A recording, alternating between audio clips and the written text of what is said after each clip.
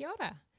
I welcome you to this introduction to Mahara session today. My name is Christina Höppner and I'm the Mahara Project Lead, Product Manager and Community Facilitator working at Catalyst IT in very windy today, Te Whanganui Atara, Wellington in Aotearoa, New Zealand.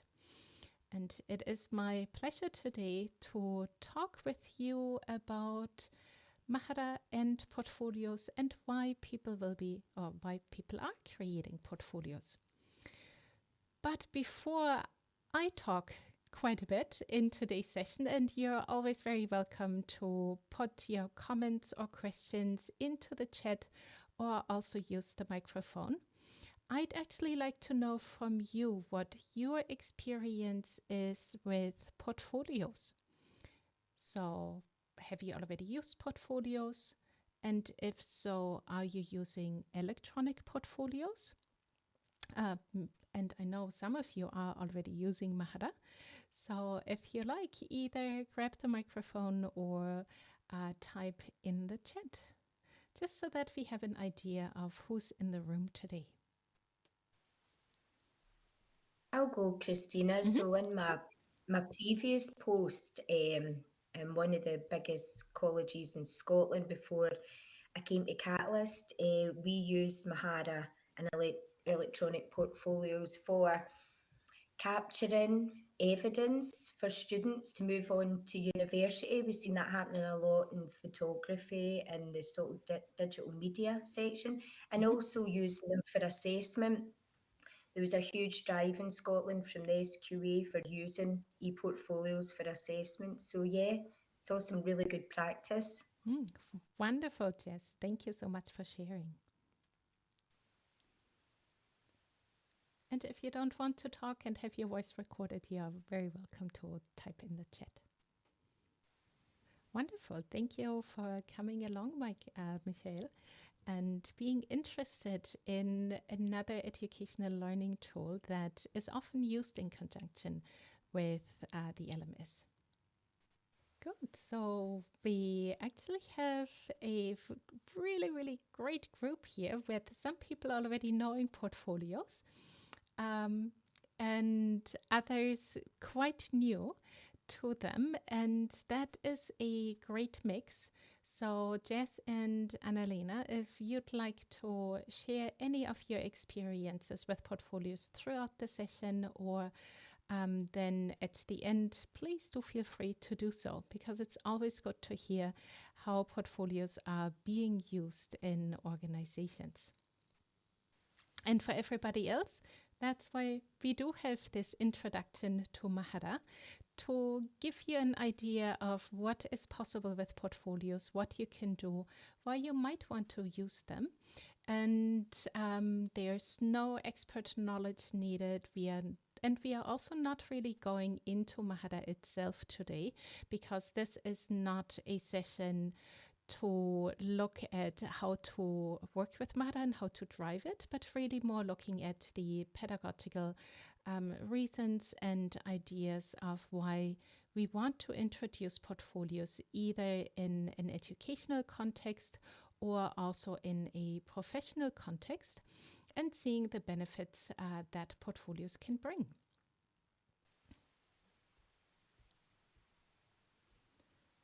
So I did mention that I work for Catalyst, and we are a company that was founded in Aotearoa, New Zealand over 20 years ago now.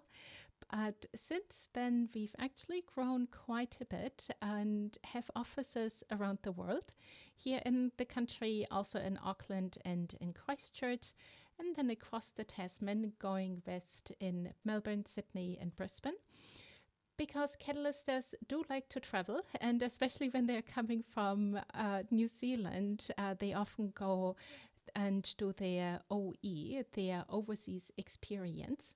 And some people like it so much that they want to live there. And that's pretty much how our international offices have developed, that somebody moved overseas and then At the same time that a Sydney office was opened, an office in the UK was opened as well, which is now in Brighton. And then we have an office in the EU for our EU clients in Dublin. And last year, we've also opened an office in Canada. And in all those locations around the world, e-learning is definitely one of our biggest service areas.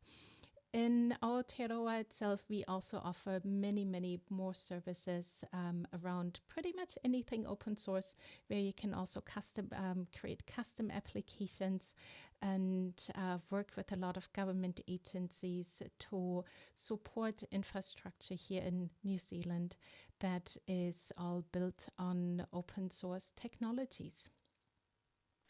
So it was kind of very... Oops, that's always what happens when I link. It was for us then in 2006 that we started working with a number of tertiary institutions here in the country who had received a project grant to set up a personal learning environment, which then developed into Mahara. So Catalyst was involved in the development of Mahara since the start and was also instrumental in suggesting that Mahara become an open source project rather than a proprietary one.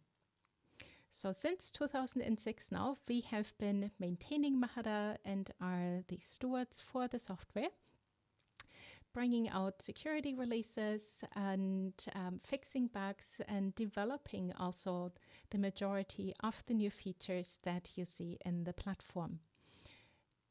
It has been wonderful to be able to work with the community as team who is working at a company, to work with everybody, learn from everybody how they are using portfolios, and therefore influence also the further development of the software and seeing the directions in which portfolios are taken in many different contexts. Of course, we are working quite a bit in education. However, in more recent years, also employers and associations have been or have started to shift their portfolios around competency assessment into the electronic sphere, so that we are also seeing more possibilities there, which then of course also helps with lifelong portfolios.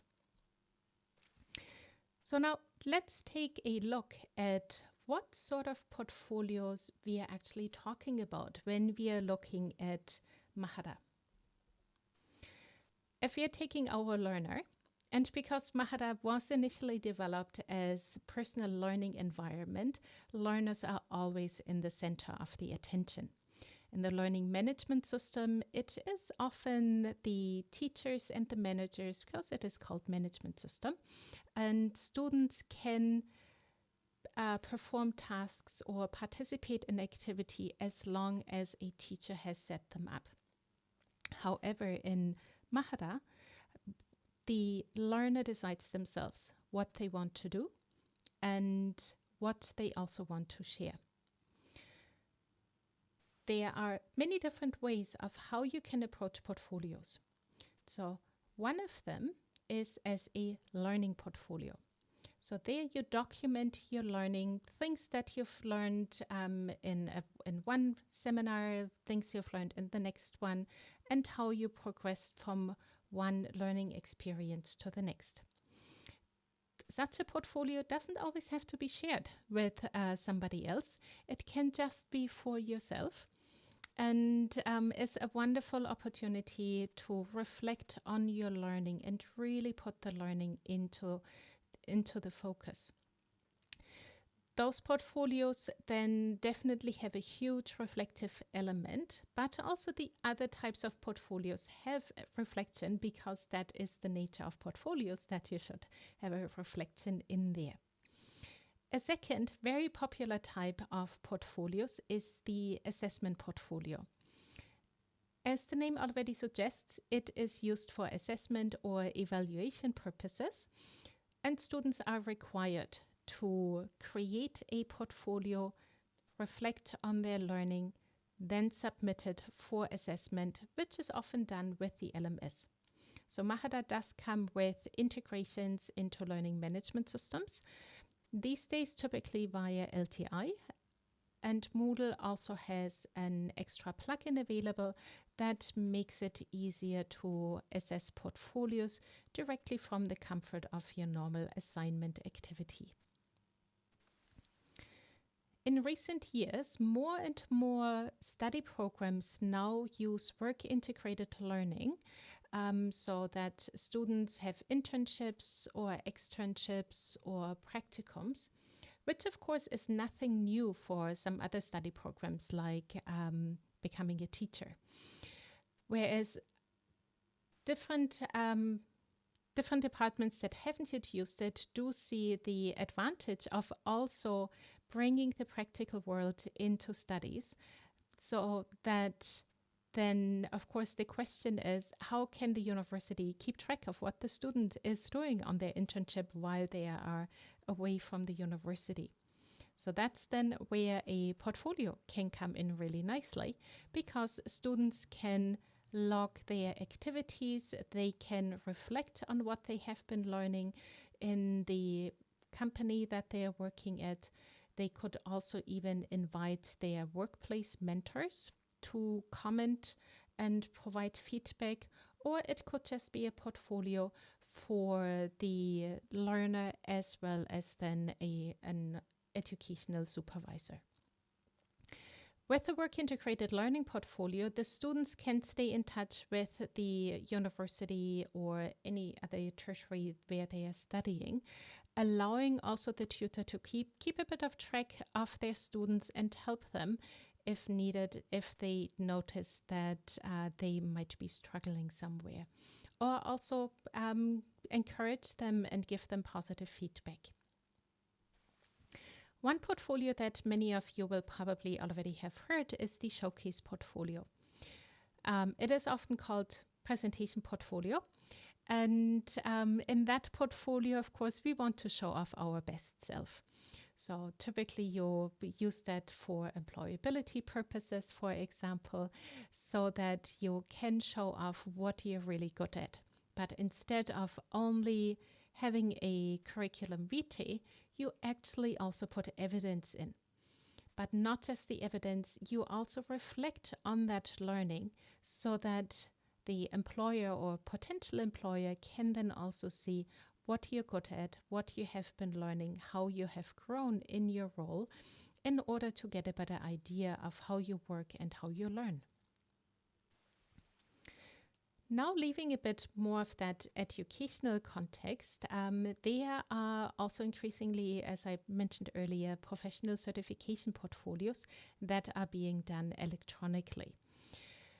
These are often based on competency frameworks, and in the past, these frameworks often just required that a tick was made against the competency, and that was deemed sufficient. However, the associations realized, well, that does not always add much to the professional development of their staff or of their association members, and therefore realized that in order to be a reflective practitioner or to become a reflective practitioner, the reflection is an important aspect and should therefore be included along, if possible, also with evidence of what has been learned in order to situate the learning and also the reflection. So all of these 5 types, and you can give them different names, and there can also be more types of portfolios depending how very granular you want to get. But if you're looking at our 5 types, the learning portfolio, assessment portfolio, work-integrated learning portfolio, showcase portfolio, and professional portfolio, they are not always just standing on their own. Oftentimes you don't really find just one portfolio type, but there can be elements from another portfolio type in there. So, for example, a professional certification portfolio often resembles an assessment or evaluation portfolio because somebody does take a look at it and decides whether you're competent or not. And then in an assessment portfolio, you might also include the same evidence that you have in the learning portfolio, just with maybe a slightly different reflection to suit the assessment task. You may also include an assessment portfolio component in your showcase portfolio to demonstrate what you have learned. So while we have different types of portfolios, often there is some overlap. And what I really like about Mahara is that you can decide what type of portfolio you create. We are not just suggesting that there is one type, but you can have as many portfolios in your account as you wish. Therefore, can be very flexible what you want to document where and also what you want to share with somebody else. Now, so much for part one of the theory and what you can do with it. And I find that it is always very helpful to look at some examples.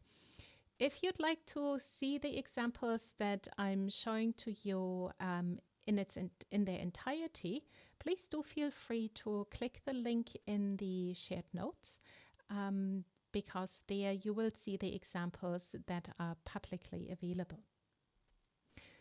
The first example here, and please do not worry that the text is very small. You're not supposed to read all of that at the moment. I will be pulling out individual words.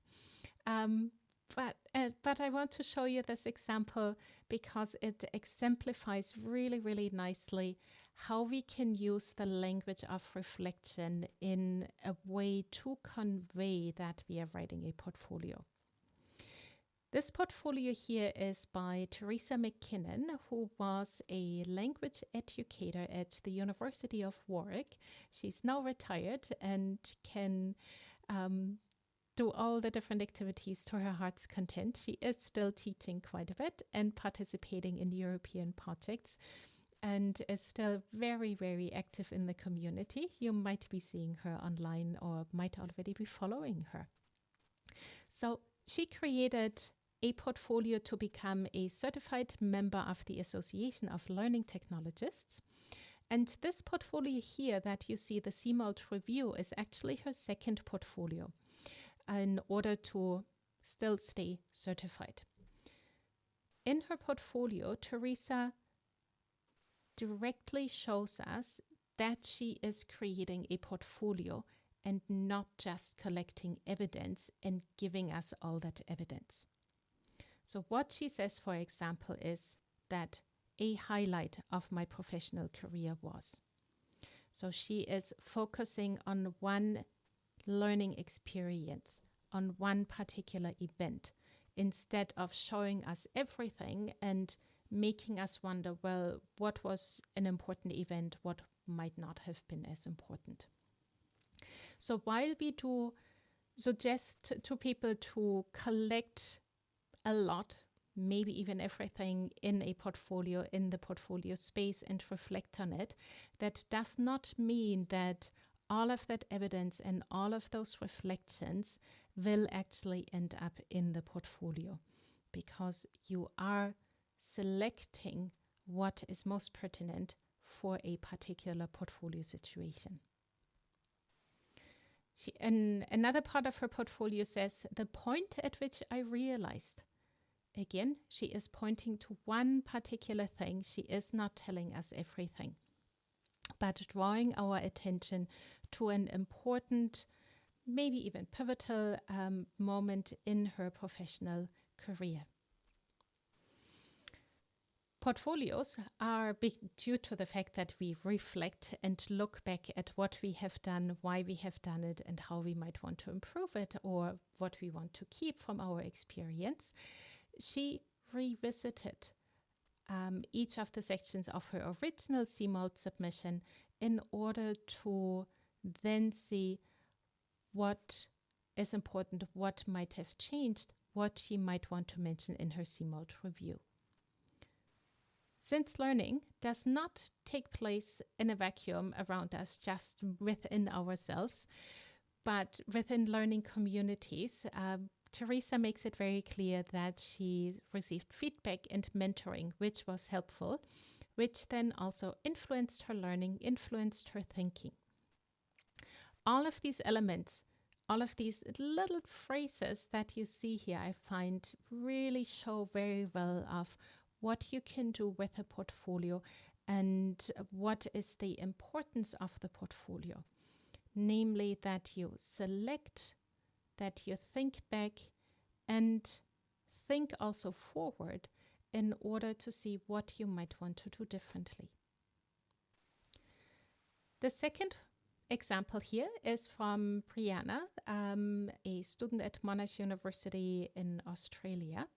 She's a media student, and in this portfolio is created for an assignment that is being assessed. What she still does as a media student then is be creative with her portfolio. She applied a skin, she used imagery, she used alignments of her text, different fonts and font sizes in order to express herself, which of course is very important in media studies. And if you go to her portfolio, every page looks different. There are different skins applied, and she reflects on her experiences besides also writing short summaries. Last year, I had the opportunity to speak with Brianna about her portfolio experience. So you will find that link to that interview also in the shared notes if you'd like to listen to her and also other students who created portfolios. Another example here is the one from Katarzyna, who is a student at Dublin City University. She also used a skin in her portfolio, a very subtle one, just using a different accent color. And in her portfolio is very straightforward. It is very structured, yet it still brings in her personality, and it makes it very welcoming. She uses a number of images to also guide us through her portfolio. Looking at the headings in her portfolio, to me it looks like she has been using a template to talk about the mentorship program that she was involved in. However, it doesn't really feel like a template, if it were indeed a template, because of how she presents the content, how she still brings in images and also the skin so that she can still individualize her portfolio. That is a very big and important aspect, I find, of portfolio work, because portfolios do convey who we are and how we also want to be portrayed and what we want to show off. Often, of course, in a professional certification portfolio, that is not so much the case, because these portfolios are often very straightforward and extremely structured. Also often don't contain a lot of images, at least the portfolios that we are involved in, mainly in the healthcare sector, so that there is not, creativity is not a criteria. Whereas for students talking about their learning experience, it often can be, and it can actually also be part of a rubric if you're assessing portfolios.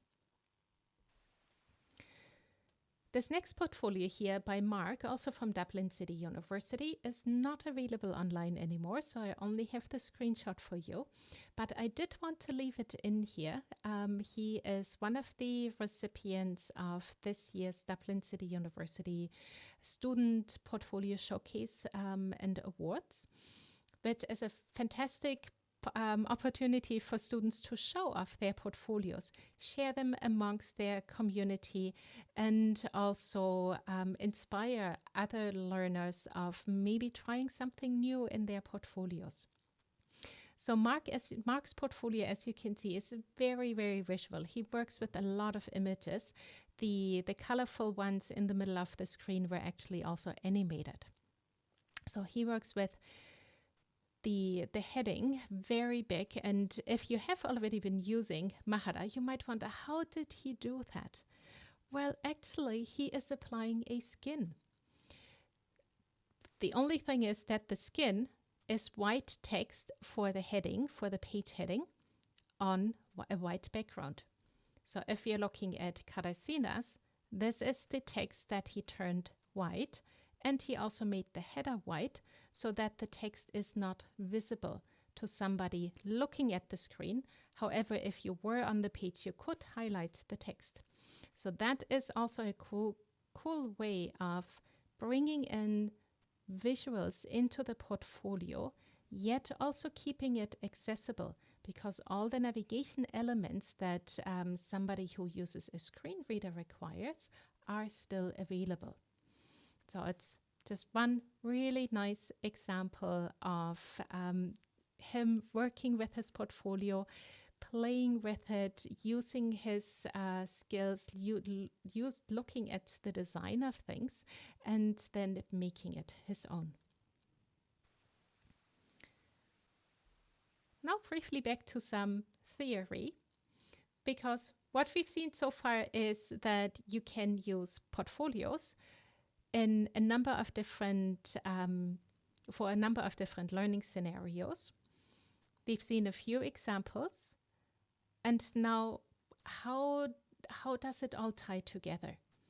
And that is where I think the definition of folio thinking that Helen Chen from Stanford University developed comes in really, really nicely. The idea of folio thinking ties everything together. And here is a quote from Vicky Suter, who explains it very well with words that I highlighted for you to see the immediate connections we have to portfolios. So, folio thinking is a process of engaging in the collection, organization, reflection, and connection that leads to a person's ability to speak intelligently and concisely, i.e., tell stories about one's learning experiences, what they mean and their value, and how the experiences relate one to each other. So we've got collection, organization, reflection, connection, tell stories, and relationships in there. So what you can see here then is what was demonstrated in Teresa's portfolio, for example, with the phrases that I highlighted, is that she's collected all her learning experiences, she's organized them, but then drew things out and only reflected on a few that were most pertinent. She also made connections between, say, her first portfolio and her second portfolio, so between the experiences sometime earlier and the one that she is reporting on now. And they are all in their portfolios telling their story. Katarzyna, for example, told the story of the mentorship program that she was involved in. Priyana told the story of her mom and other people that she interviewed for her journalism degree. And through that storytelling, do we get to know the students? Do we know who they are? What is important to them? And it is not just a multiple choice test where they study for the answers and then probably forget them quite quickly. But these stories stay with them. They learn from them. And we are also connecting these experiences with each other, relating them to each other, as well as also relate to other people whom we are giving access to the portfolios. So to kind of distill that for Mahara, I find that we have 5 main activities. In Mahara itself, we use 3 words, create, share, engage.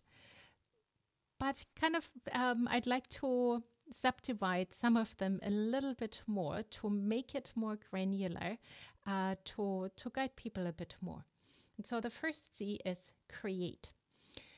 Typically, when you look at a portfolio, the creation of the evidence happens before you actually get into the portfolio. However, I'd like to include create as one of the Mahara activities because you can create content directly in the portfolio platform. Then, of course, you collect, for the most part, your learning evidence, be that in the format of files or links to other websites, or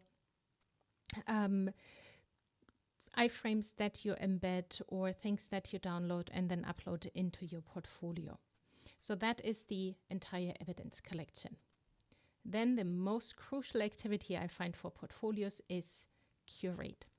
And that is the organization and also the reflection on your learning evidence. Because if you think of somebody working in a museum, a curator who needs to put together an exhibit, they do not put all the artifacts that they have at the museum or maybe also in neighboring museums into a collection. They carefully select according to the theme and according to what they want to convey, and then write a catalog. Explain the story, why all of these artifacts work together, what ties them together, what holds them together, in order to help us make sense of that collection. And that's kind of, I find, also what we are doing in the portfolio. While we are collecting everything, we are still deciding when we create one particular portfolio, what is actually important in there, what do we want to showcase, what do we want to highlight, and why do we want to highlight that. Now we've seen in the folio thinking definition also that connections and relationships are important. And so that is what Mahara can support us with. We can converse with others, we can invite their feedback, we can open up the portfolios to them. And while we can leave feedback directly in a portfolio, what we've also learned from nurses, for example, is that they often do have a conversation either remotely or face-to-face about the portfolio before a comment is left. So using electronic portfolios does not have to mean that everything just happens online. You can still have personal conversations that then maybe just get summarized in a comment. Last but not least, you can also connect with other people by using groups in Mahara. So you can share files, you can use discussion forums, and you can also set up group portfolios, therefore collaborating on a project and reflecting as a group on that. So these are my 5 main Mahara activities: create, collect, curate, converse, and connect. And the connect activity was donated by a learning designer from AUT a number of years ago, when I talked about these activities first, and it is a welcome addition because we should not forget the group portfolios and what you can do in them. They are an integral part of Mahara. So if you now got interested to learn more, I invite you to subscribe to our brand new podcast. It is called aptly Create, Share, Engage, Portfolios for Learning and More. The first episode with Lisa Donaldson, who used to work at Dublin City University and start the portfolio initiative there, was aired on the 28th of September this year. So we are still brand new. And since then, we've published a couple more episodes, with one coming next week as well. So episodes are published every other week. And the podcast is available on all major podcast apps. If you don't yet use a podcast app, you are also very welcome to listen at podcast.mahara.org itself. And in that podcast, we share the stories of organizations, how they got started with e-portfolios, what interested people, be that practitioners, academics, researchers, students. I've also already interviewed one of my colleagues who is supporting organizations in their implementation. So we are looking at all the different components of portfolio work. And every week you have a pretty short episode, just about 20 to 35 minutes, and which you can learn more how people use portfolios and maybe also get inspired a little bit to try something out yourself, or maybe also get in touch with them to discuss a project or learn more beyond what they have been able to share in their interview. There are also a lot of free resources available besides all the many books that have been written on portfolios over the years. Again, you can find the links to these resources in the shared notes. And once you get the presentation slides, you will also be able just to click on the images there. The first free resource is that I'd like to share is the Digital Ethics Principles in ePortfolios, created by the ABLE Digital Ethics Task Force, of which I've been a member now for the last 3 years. There we are looking at establishing principles around digital ethics that should be kept in mind when creating portfolio activities and also when learners create their portfolios, in order to be respectful to others and support each other. The Field Guide to ePortfolio is also a publication by ABLE that is more or less an executive summary. You kind of think with around 120 pages, that's quite a long executive summary, which is true. But in the 12 chapters that are in that field guide, there are a ton of resources, long bibliographies, and the chapters themselves, they are pretty short, typically between 3 and 5 pages, so that they can be consumed quite easily, and you get an overview of what you might want to consider when implementing portfolios or seeking more arguments why you'd like to continue your portfolio initiative, or just want to learn more in an area that you have not yet explored. The next 2 resources that I'd like to share with you are around portfolio assessment. They are both edited by Lisa Donaldson and share case studies from organizations around the UK and Ireland in particular. In the top one and in the bottom one, she's looking particularly at Dublin City University colleagues who have been using portfolios in many different disciplines. So it's also a very short, they are both very short reads, really, really good to have quick overviews of how portfolios are used.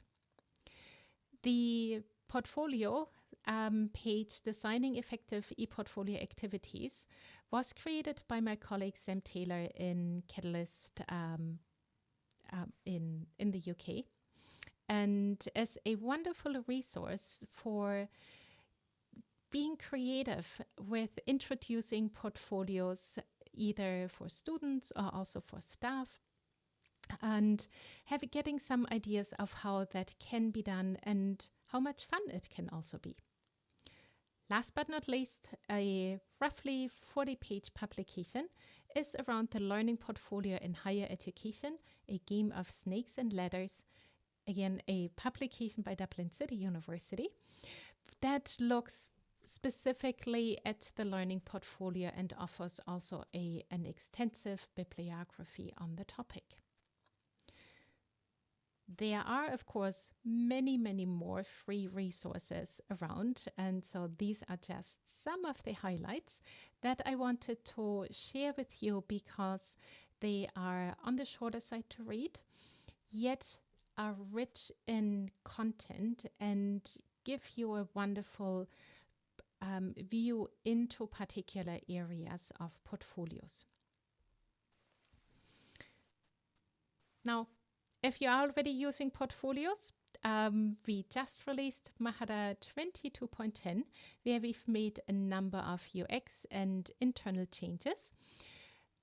And as I said before the recording started, you will receive the link to the recording because the earlier today was the last webinar that we had on it, but I'll definitely share the recording with you as well.